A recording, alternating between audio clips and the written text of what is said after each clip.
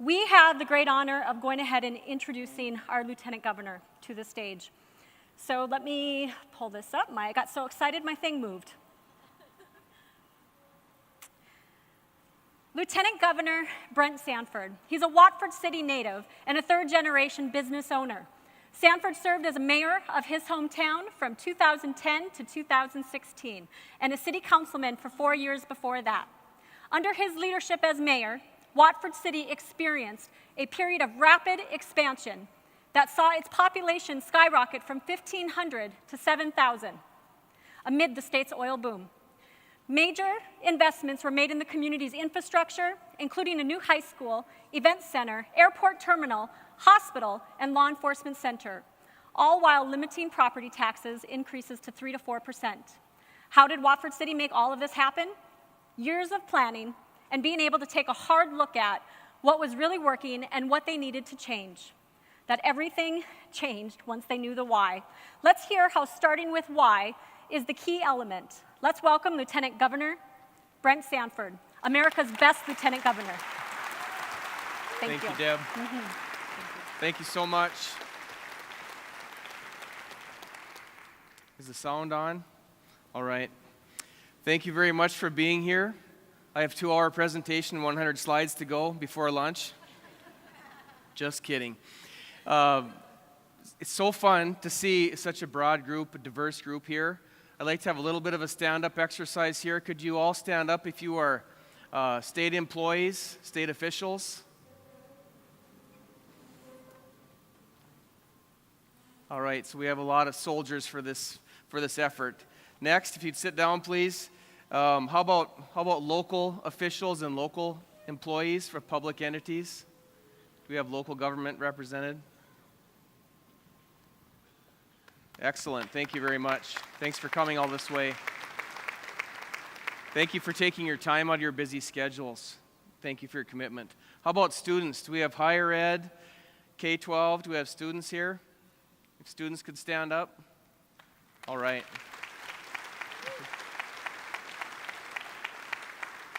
You'll have to let us know how you got away. I know it's hard for my daughter to get out of class, so congrats and thank you for coming. And I can say our organizers passed the test by having you here, so that's a great thing. Like we said, I've got a story from Watford City is what my role is here today. People ask about how does this really work? What does Main Street Initiative mean? And believe me, I understand how difficult it is to take time away from the needs of your communities and come here today. I'm glad that you took the opportunity to come and listen to the governor's vision on Main Street Initiative and why it's so important to the future of the state. I want to share my story about why Main Street Initiative is important, because I've lived it. In Watford City, we lived it for the last 15 to 20 years. We're a prime case study on the importance of the initiative. And I would like to tell you that it's not all from the oil boom as well. Watford City had a story of declining growth, out-migration, exporting the kids. At my 10th high school reunion in the year 2000, there were only 3 of us out of 68 that were living anywhere near Watford City. So Watford City was on a trajectory that didn't look so good after the 1990s. After the oil boom had declined, nothing had been found to replace that activity with manufacturing or any of these other ideas. At the time, we had some telemarketing phone centers, but they really weren't the answer. So in Watford City, the leadership group at the time, now this was like 5 years before my family and I moved home, the leadership group at the time decided to do a strategic planning session. And the result was basically the main idea was, what do you do in the face of devastating population loss? And the answer was, let's build it for ourselves. Let's take care of ourselves. What kind of things do we want to see in this community so that we will want to stay here, so that someday maybe our kids want to move home, someday maybe an entrepreneur would like to come here and bring a company here. What are those attributes the community would like to see?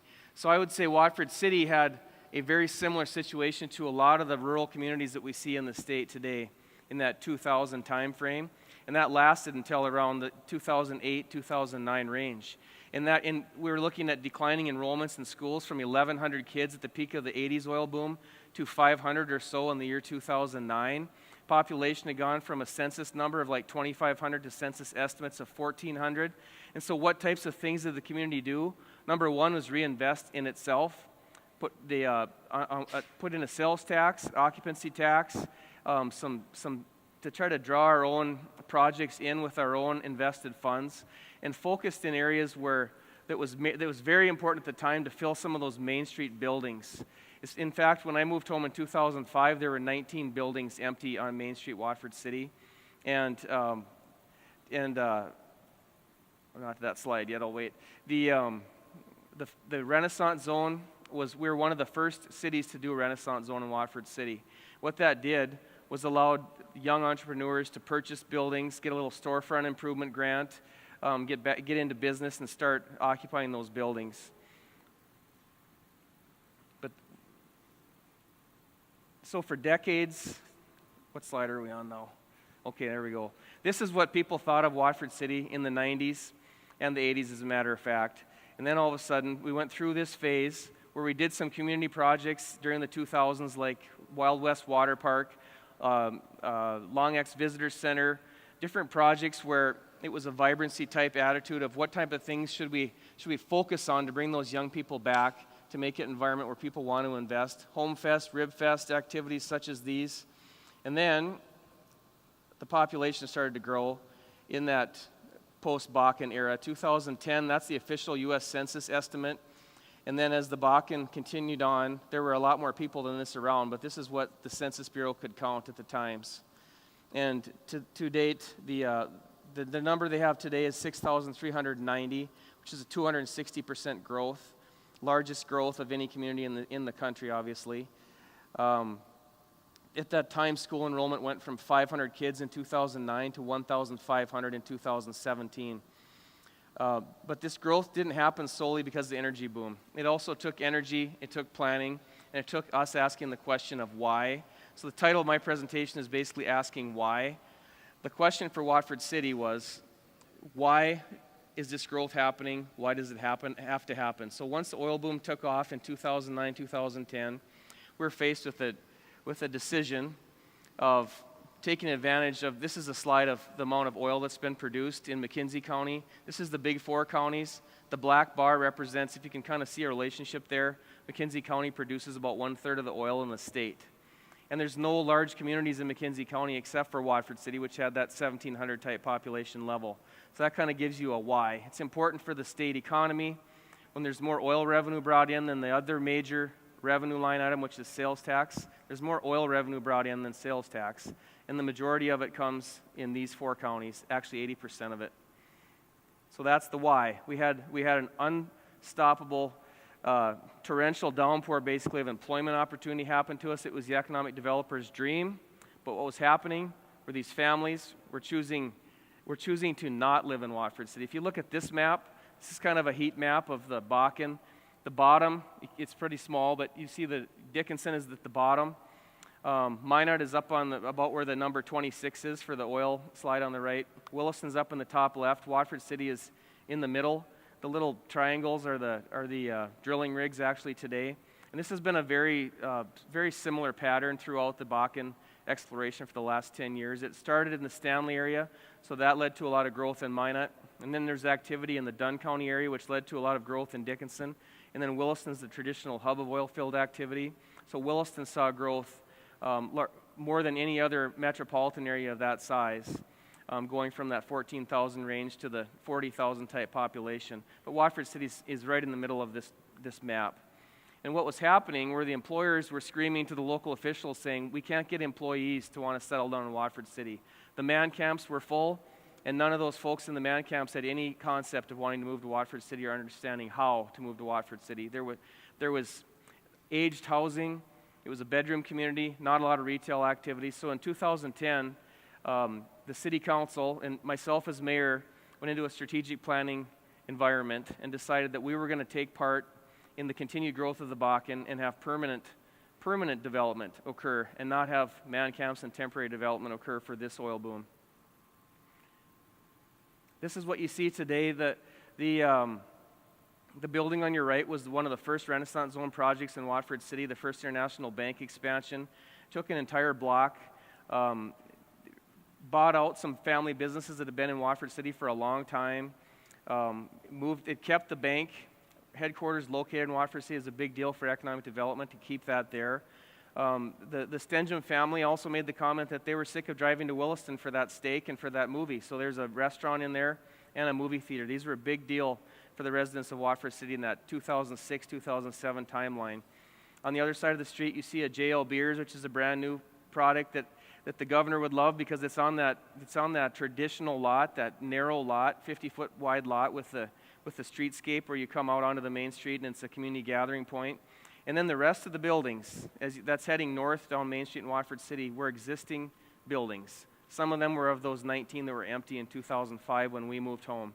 Our business is on the far end of North Main Street, and that was S&S Motors. That was my third-generation family car dealership business that we moved back to town to take over in 2005. So from where I was at to this end of Main Street, as I said, we moved home. There were 19 or so empty buildings at that time. Not today. But part of the reason that the Renaissance Zone was able to work was because of the economic development activity that occurred during this time, and we were focused on bringing in the young families, keeping young families. Which brings us to the Main Street Initiative slide. You saw this with Governor Burgum, tying together the workforce development, tying together the healthy, vibrant communities aspect, and the healthy economics for the community.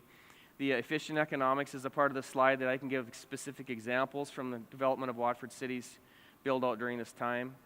But first we'll jump into workforce. We were lucky to have a booming industry in the region, but we also need to be able to retain and attract employees. And as I said, in those times when man camps was the only game in town, that wasn't really something where we could see a community building from that. So we had to get to the point of what would keep them here, what would make them want to bring their families to Watford City. Asking them those questions, we came up with number one was daycare. There was not enough affordable daycare in Watford City at the time.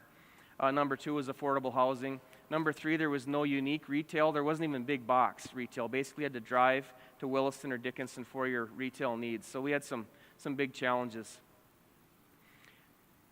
The slide on this above is basically what was happening with not only the historical drilling rigs, the gas collection, the workover rig, but it's just a representation of that extreme workforce. And there's 10,000 plus job openings just in that part of the state.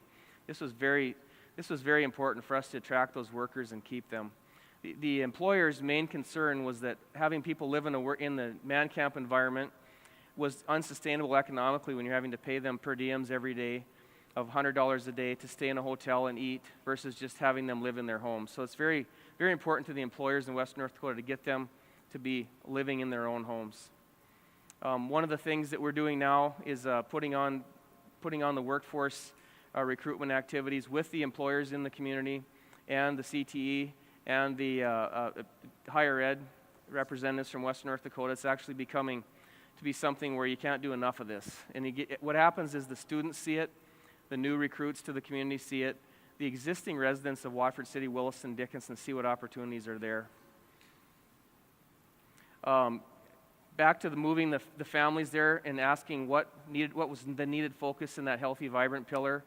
The first thing that came up on surveys of kids, on adults, in fact, the 6th grade class all wrote letters to the mayor, and this would have been 5 years ago, I know, because my daughter was a 6th grader. The number one thing for kids is always, I think we need to do more recycling. I think we need to have more healthy activities. There needs to be more walking, healthier foods, but all of them ended, and I don't know if this is a put-up deal or not, but with the fact that we need something to do for indoor recreation. We live in an area where there's harsh winters. We need indoor recreation. So the Rough Rider Center represents a project that the City Council, the school district, the park district embarked on together to provide that indoor recreation opportunity for the new residents and the existing residents. It sits on a site right on the edge of the airport, so it's in the middle of the new city limits, and it provides that recreation center concept for gymnastics, for tourism events, for CTE opportunities, for the hockey club, for the high school activities, for if you're going to have a wedding, if you're going to have a conference of 1,000 people, it's all in one building. And that's the kind of things that were happening when you went from 1,500 people to 6,000 is none of the facilities were big enough, so it ended up in one place. This got some negative press that we actually have a play pool area, but I can tell you what, it was It was a godsend for the young families to be able to have a place to have that indoor birthday party in the winter, not have to drive to Dickinson or Williston an hour and a half to go do that. And so this is one component that the Park District insisted on in the new public building, the Rough Rider Center, was the play pool. And now we actually have a swimming club. This is something that the traditional Watford City families said, we don't need swimming. Why would we need swimming? We've never had that in Watford. But you'd find that the new families moving to town are looking for the swimming program, the soccer program, things that they brought from other parts of the country. And more than jobs and housing, you need to have the outdoor activities, community events. You saw this slide before with the governor. This is the Mattahay Trail. Mattahay Trail, Theodore Roosevelt National Park, start 15 miles south of Watford City. So I like to explain to people that this is a Main Street Initiative attribute for Watford City. This is one of the main things you could have for vibrancy. This is a reason that people choose to live in Watford City. Most small towns have some aspect of hunting, fishing, recreation, where that is a selling point for your community, and people love that. People move here for that reason. There's all kinds of stories of people moving to North Dakota for hunting and fishing, let alone the Mattahay Trail. So we'll jump quickly into economics. It was important to us at the city council level, the county commission level, the park board level, to not put this on the backs of the taxpayer. We had to manage growth. Tools that we used were infill where possible. Now I'll tell you, in Wilson, Dickinson, Watford, there's probably some buildings that don't have a good walk score right now. But when you're growing exponentially, there had to be growth on the outside as well. But infill was used wherever possible. In the early parts of the oil boom, we had a concentrated effort to contact the owners of those lots that are in the middle of town that had never been sold for the last 50 years. And to their surprise, some of them had become worth $35,000 a lot instead of $500 a lot. So basically the town filled in those empty teeth, if you're looking like a jack-o'-lantern, on throughout the town on infill with new homes built throughout the city. But then you had to go further than that to the outside. Smart growth is a term that the governor uses a lot. We'll get into that in a minute. And mixed use as well. We actually have two different developments that are CB, Central Business District zoning, where you can actually have housing on the top with retail on the bottom. It's something that, as the governor mentions, had gone away over the years to a commercial or an R1 or R4 residential or apartment type living. But we're utilizing that CB, Central Business District, to have housing on the upper floors and retail and office on the bottom. Renaissance Zone, like I said, was important. This is a further view on North Main Street, Watford City.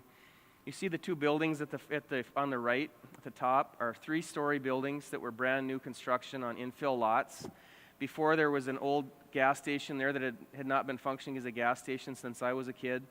And another one was the grocery store that was built in a Quonset-like building, one of those rounded metal buildings back in the 40s. And so this was quite an improvement to have 2 3-story buildings come in on Main Street because of the activity that was in place. These were not projects that were incentivized with TIFs or anything like that. In fact, neither of them even took the time to do the Renaissance Zone. So that's an interesting tidbit for you, that Watford City's actually let the Renaissance Zone lapse because projects like JL Beers and those 2 3-story buildings didn't take the time to fill out the paperwork to do that because they had to get going because the market was brisk. They wanted to enter the market. And we also let the Renaissance Zone lapse because the projects had all the buildings had been touched along this corridor. You see one empty spot next to the one that says the FR store. That's been purchased by a developer, looking at various plans with parking on the main floor and the type of project that the governor likes to speak of is happening in Fargo that actually could be in Watford with a parking ramp within the building the next few years. But one thing I'd like to speak of is the fact that this only happened with collaboration. A word that we can't overuse is collaboration. I mean, between local leaders, collaboration between local leaders with state government, collaboration with private capital. And bankers are a huge part of this. In any small town, there's really not a project going to happen without support of the bankers. Watford City, we had 3 different banks that were very supportive of new projects coming in. And also in that private capital component are the developers and the entrepreneurs. The developers themselves are the ones that built out Watford City, that built out Williston, built out Dickinson, built out the edges of Minot, where the necessity came so fast from the oil boom. And the entrepreneurs, of course, are the ones that are coming, taking advantage of the activity in the economics of the area and hiring the people. But you need strong collaboration to make this happen. Collaboration with state government included this stretch here on this map, on this picture, is Highway 23. So Highway 85 and Highway 23 came together in Watford City. So we had a lot of conversations with NDDOT about what you could do in this area. They let us put the decorative light poles. They let us put the center median in, the colored walking paths. They didn't let us put a couple stop signs in we wanted because they had to have some semblance of traffic moving, but it was the price you had to pay. They put in a lot of dollars, so that does help with the capital situation as well for raising money for those street improvements. This slide is an example of a development that happened. We needed to expand, but we couldn't place the burden on our taxpayers with property tax and utility rate increases. So this development in particular happened completely on the nickel of the new developer. There was not special improvement district. There was not a portion of that infrastructure put back on the existing property tax base. It probably happened that way in Watford City because the existing property taxpayers were such a small group. It's only generating about $300,000 of property tax at the time. It's up to about $1 million now. But if we would have taken costs from these new developments and put them back on that group paying $300,000, it would have been painfully obvious and it would have been unacceptable. So we went through the oil boom period, a 10-year period, with averaging about 1.5% to 2% property tax increases, trying to manage those close to zero as we could. And all the new costs of development, all the incremental costs went to the developers themselves. This is an example of single-family housing. We didn't think this would ever happen. The apartments came, actually the hotels came first. Pre-oil boom, Watford City had 2 or 3 hotels. One was purchased so that the come-and-go gas station could remove it and have a bigger parking lot.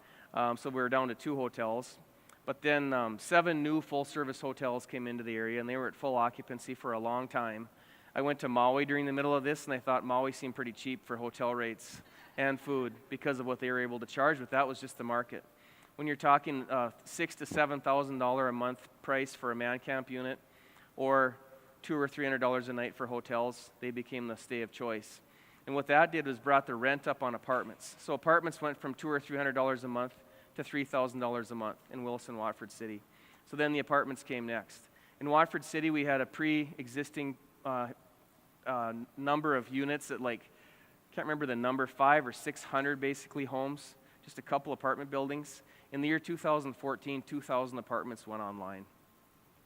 And at the same time, multiple townhome developments were in place, and single family hadn't started. So at this point in time, companies were renting apartments for $3,000 a month and putting employees in. Still wasn't a place for families to be able to move. And again, these projects were all done without special assessments, without city subsidy at all. The market took care of them. But the slide you see is when the single family finally started coming, the houses were overpriced at first, but now it's kind of all equalized out. The city planner in Watford City assured me, he said the markets will balance themselves. There's only so much you can do as a city council, city planners. The market has to bear. And so with the oil prices starting to drop in the end of 2014, the market is equalized out to where apartments are very similar to what you'd see in Bismarck. You can rent a nice apartment for $1,000 a month or less. You can buy a house for similar prices to Bismarck.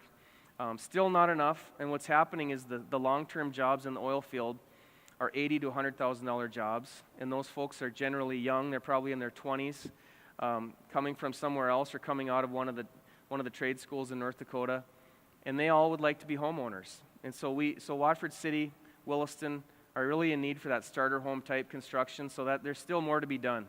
So the state agencies that deal with, like North Dakota Housing Finance, with beginning home buyer programs and such, will never be out of a job. There's always room for more improvement in those regards, even in communities that weren't big users of it before. So again, we were lucky to have an influx of citizens coming into the area, but the only reason we remained as a community is because we focused on these 3 pillars: workforce development, smart economics, healthy, vibrant communities. Because of this, we're seeing the population of the school go from 500 to 1,500. You're seeing young families residing in Watford City. It's a place to be. It's a place where high school grads from Watford City want to come home. They can get their best pay of any other place that they've seen for where they can get jobs, but they also get to be home. This wasn't the case when I was graduating from high school. When I lived in Fargo right out of college, my wife and I moved to Fargo. She worked at Merit Care, I worked at Ide Bailey. And I often lamented that we don't get to move home. There's not job opportunities there. So the Bakken has been kind of a miracle for Western North Dakota. There is a place to live. But community building had to happen parallel to that private industry growth, and we feel that we were successful. One of the things the governor likes to talk about, and one of them is here today, is that two of them I saw Matt and Bethany. We have 3 millennial city council members from Watford City now, and their age group is actually one of the largest age groups in town. It's no longer the people that are in their 70s. It's no longer the nursing home crowd. It's now the millennials are the largest age group. And because of that, kindergarten sizes have gone from 28 when my daughter that's a junior in high school was in kindergarten. There were 28 in her class. Now I have a daughter that's a first grader, and there's 145 in her class. So we're seeing a real resurgence of youth in the area and the need for more school construction. And believe me, we'll take back the governor's notes on trying to build that school within the footprint and not way out. These are important decisions communities make. In all seriousness, when you build the new roads, the new curb and gutter, the new water and sewer lines, the new water towers, it's very expensive.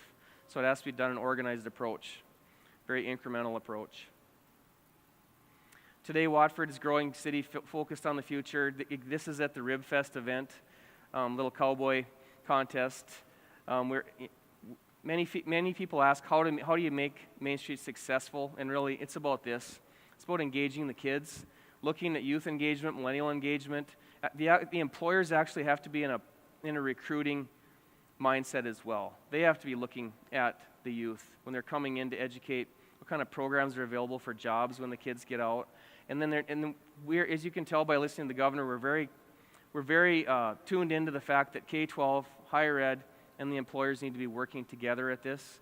We need to be better at not exporting our kids, better at explaining to them what opportunities are here, and better at listening to them of what they would like to see for their communities going forward.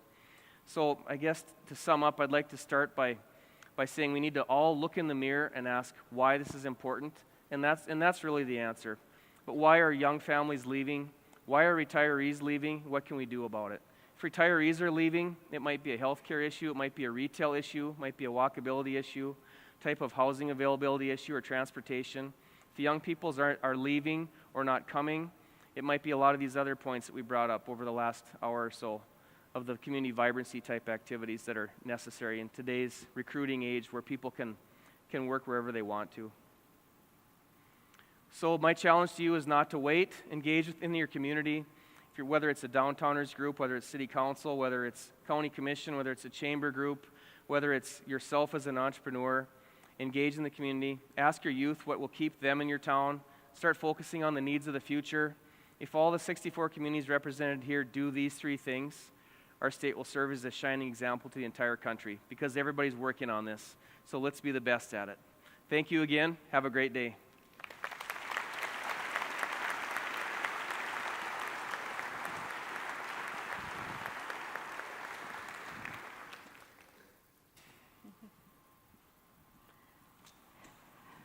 Thank you, Lieutenant Governor, for sharing the transformation that Watford City went through. Feeling so inspired, and it's only lunchtime, and now I'm between you and getting fed, right? We are going to be promptly starting back up here in about 30 minutes, but before I let you all get up and stretch, just a couple notes to remember. If you have not had an opportunity to go check in at the registration table, you can certainly do that right now. If during the registration process you made any notes for dietary restrictions, those should be right behind your name tag, so feel free to pull those out and put those right out in front so the servers can see them.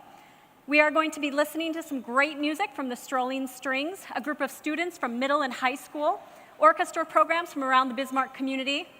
And speaking of students, I know the governor and the lieutenant governor also mentioned, we have a special hello to Hazelton Future Business Leaders of America Club, who is joining us for the summit today. So if you have an opportunity to see a student here, make sure you take advantage of welcoming them, thanking them for being here.